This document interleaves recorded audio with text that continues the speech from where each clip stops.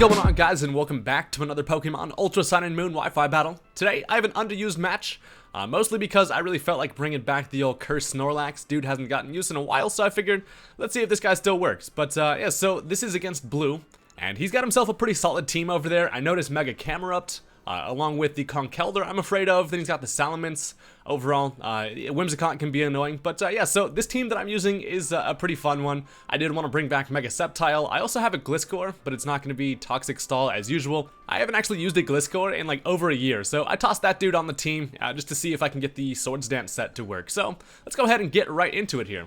I'm going to be leading off with my Mian Xiao, just for a speedy U-turn, as he actually does end up leading off with the Camerupt, and depending on what kind of set this thing is, if it's not max HP, I can knock it out with a high jump kick, so I'm expecting probably a switch out here, as I'm just going to go right for a U-turn, and that Camerupt does not really want to stay in against the dude with the floppiest arms in the freaking game, so I'm going to go ahead and U-turn on the incoming Whimsicott here, which is nice, because I get a decent little chunk of damage there, and then I can bring in something more fit to handle this stupid piece of cotton. So I decided to go into Tubby, as this thing can't really hit me too hard with special attacks, and I'm not really too worried about it. So it actually ends up setting up a Tailwind, which kind of shows me what type of utility set this thing is going to be, and I just go right for the Body Slam. I can't start setting up curses yet, because of the fact that he does still have that Conkeldurr in the back, and I don't really want to take a Cinder Block to the stomach. So I'm just going to stay in here, keep mashing Body Slam, as I actually activated its berry with that last one. But I do figure it's worth trying to get a para on whatever he wants to switch into, or if he just stays in. So he is actually going to bring in the scariest clown ever, and I go right for the Body Slam here. I'm heavy as shit, so that's going to hurt quite a bit. But it is actually going to get a critical hit and the para, which is like some double whammy hacks right there, and I'm sorry, but I'm pretty stoked about that. Getting that para is nice.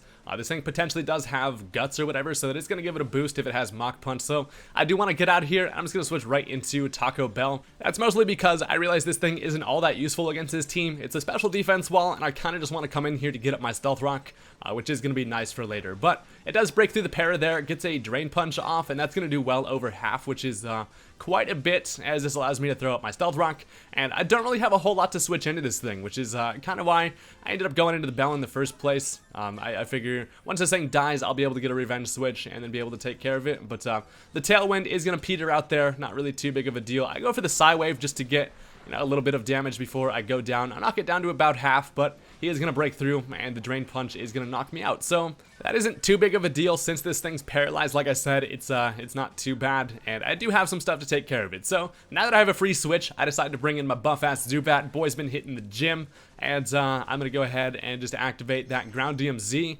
Everybody expects these things to be the substitute toxic, just poison heal set, but I'm actually just gonna go ahead and hit this thing with the power of fucking plate tectonics, which is something to be a force to be reckoned with. So I go ahead and drop him right into a fissure, and then just John Cena this boy right into the lava, and that is going to definitely hurt, and that's going to be a dead Conkeldurr, which is awesome, because that opens the door for my Snorlax to potentially get a sweep later on here, since he doesn't have any checks to it. So now he brings in the Mantine. I'm expecting probably, Ice Beam, so I can't really leave the boy Zubat in there. So I decided to switch into Starmie. I do have Thunderbolt for this thing, as it shows me it's actually just going to end up going for a Defog. So that kind of sucks. Getting those rocks out of there is going to help him out quite a bit, but this thing can't really stay in here. It's afraid of the Thunderbolts, and it can't really hurt me with anything in return other than go for like a Toxic, but I do have Natural Cure, so he is going to switch out here. I decided just to kind of play it safe and go for the Thunderbolt. I probably should have predicted the switch and gone for a double of my own, but I didn't really want to risk it there. So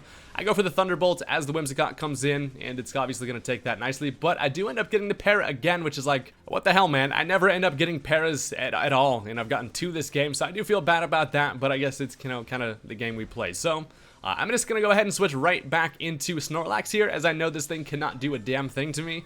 And since Tubby is not afraid of that clown, he is ready to pretty much go. So he is going to switch out here, as he's going to bring in the Mantine again. I'm guessing that plan is pretty much to get a Toxic on me and slowly try to whittle me down. But I go for the Curse, going to get that attack and defense boosted 1 stage, and it's looking like it's looking pretty solid here. So I know that Mantines are usually trained in defense, but after the attack boost, it's not going to be able to take more than 2 body slams. So it's going to go for the Toxic there. That is going to make it so Snorlax is not going to be able to stay in here all damn day, but I do have so much damn health that I should be okay. So I go for the body slam, go ahead and flatten that thing even more so than it already is. Make a pancake out of that bitch. And it actually almost knocks it out there, which is, it would have been really nice to get that KO. But I can at least just finish this thing off with one more. So he is going to stay in here and actually go for a roost. I'm just going to stay in to try to get a little bit more toxic damage. I assumed he probably would have just gone for something just to get a little bit of damage there. But one more body slam is going to take care of that. And that's for Steve Irwin, boy. Even though I think it was a Stingray, that's a Manta Ray. I don't know. Same family, but we still got shooters out here. But anyway, so I'm at full health over here eating some leftovers, getting hurt by some poison, but still looking pretty solid because I have that defense boost. And I'm trained in special defense, so I should be able to take anything this Camrip wants to throw at me. So this thing comes in. He has to go for an Earth Power just because I am thick fat. So if he went for a fire move, I would resist it a little bit. But he's going to go ahead and bring out the old Krakatoa on the back. And the Earth Power is going to hit me. I do take it relatively nicely. Snorlax is just way too damn thick. This boy has been super good since the first days of Pokemon. And honestly, this man still just takes lives. So an Earthquake is going to take care of that thing. And that is amazing, as Snorlax is doing exactly what he's supposed to do. This is my first battle back with this guy. And honestly, you can always rely on Snorlax. This man, he's definitely been one of my favorites since Gen 1. How can you not love this guy? He's so damn cuddly. But yeah, so in comes the Magneton, and I know that he has this Salamence in the back of the team. Right when I clicked Earthquake, I was like, oh, he's probably just going to go ahead and bait me into going for that. So in comes the Salamence, and you got me there. I probably should have just gone for Body Slam. It would have done a lot to the Magneton anyway. But it would have been nice to get that prediction in on the Salamence there. But the Earthquake was just super obvious, and I was just kind of just mashing that. But at this point, I cannot take an Outrage, obviously, and that is going to knock me out. So down goes Snorlax, but you did a fantastic job, buddy. I love me some Curselax. So yeah, this thing is going to get its Moxie boost, and that is scary as hell. But I have myself a buff Zubat who is also thick as fuck. And since there's no Stealth Rock, I know that I should be able to take this, even with the +1 boost. Gonna go for that Outrage. I actually live it with 19 HP, which is amazing. And since I'm not the average Gliscor, I do actually have Ice Fang. And that is going to knock this thing down to its Focus Sash, which I was like, oh shit, it turns out to be Focus Sash. So that works out nicely, seeing as he went for that Defog earlier. But I do actually get the Freeze, and then he thaws out immediately, and I was like, okay, that kind of cancels it out. But he is going to break through the confusion and get off one more Outrage there. So down goes the Gliscor, but that's alright because I do still have a Choice Scarf Me and Shao on my team, who should be able to obviously come in here and outspeed this thing. And I don't have to be too worried about this this double boosted Salamence anymore. So in comes Floppy, ready to do my thing. I just actually end up killing this thing with a U-turn. I probably should have just gone for high jump kick, but I really just did not want to miss. So I just went for U-turn there.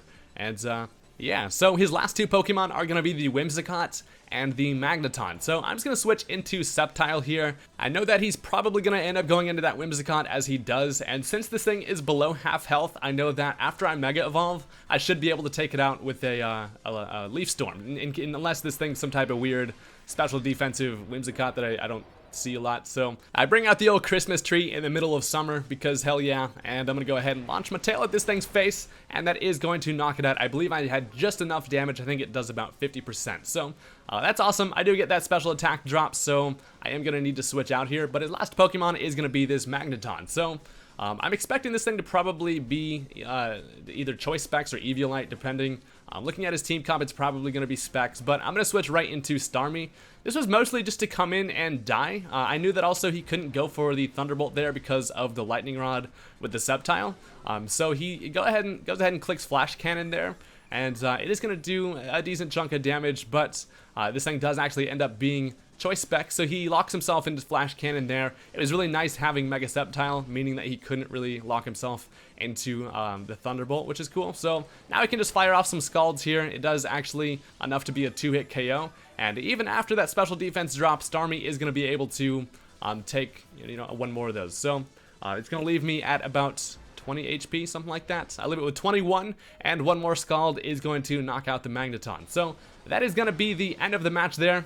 Rick comes through pretty damn clutch, and that was a fun match. This was my first time playing Underused in quite some time, so I had a lot of fun with it. I probably will be building some more UU teams and messing around in it, just because I've been playing so much like lower tiers that it's kind of nice to be able to use some pretty powerful shit. So don't forget to hit that like button on this video, or else a Snorlax will literally come and body slam you in your sleep, and you know you don't want that because that boy's been cursing, and you know he's pretty fat. So yeah, thank you guys for watching. Subscribe for some more Wi-Fi battles if you haven't already, and peace out.